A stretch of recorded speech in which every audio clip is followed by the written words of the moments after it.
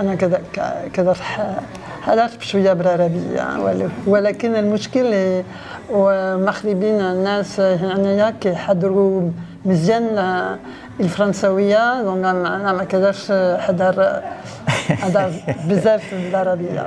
شكرا جزيلا، ميرسي بوكو، الله يحفظك. ميرسي دابخي.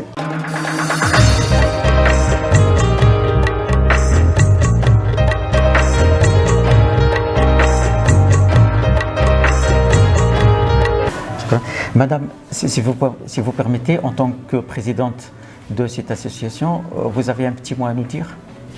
Oui, bien sûr. Tout d'abord, merci de prêter cette attention à cette initiative, à notre initiative.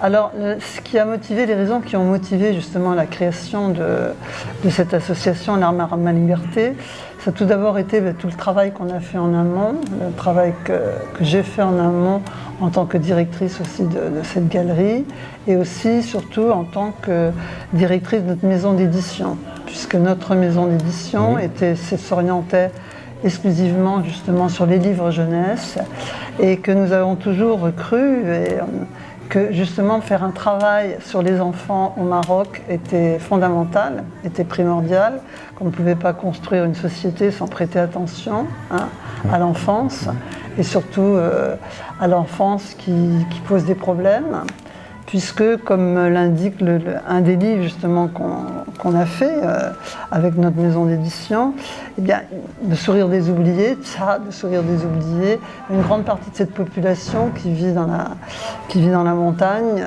malheureusement, a été un peu oubliée. Bon, ce qui n'empêche qu'on a fait aussi un travail ici, à Rabat, en collaboration avec l'école des Oudaya.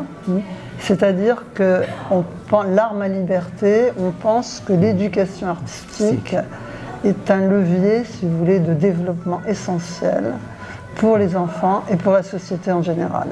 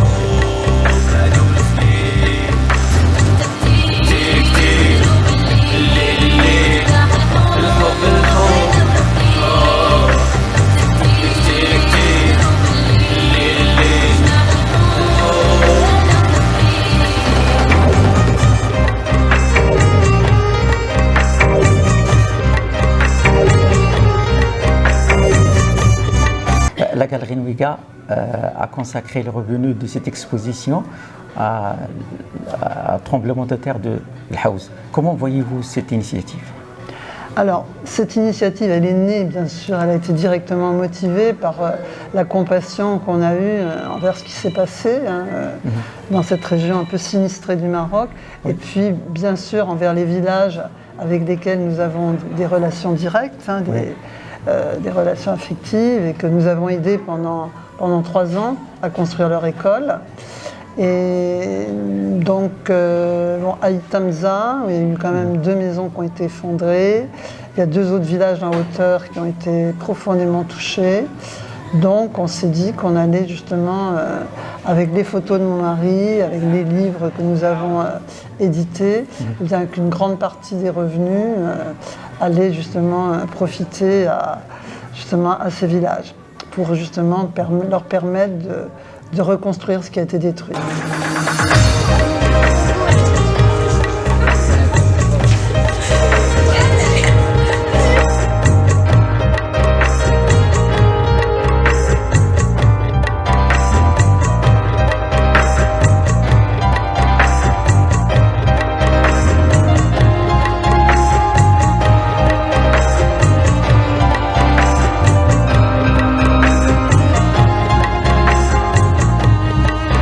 Madame, à ma connaissance, vous êtes française de nationalité et marocaine de cœur. Ma dernière question, lorsqu'elle vous est arrivée d'essayer de parler en arabe, comment cela vous a paru? أنا كذا حضرت بشوية بالعربية ولكن المشكل المغربيين الناس هنايا كيحضروا مزيان الفرنسوية دونك أنا ما كذاش حضر بزاف بالعربية. شكرا جزيلا. ميرسي بوكو. الله يحفظك. Merci.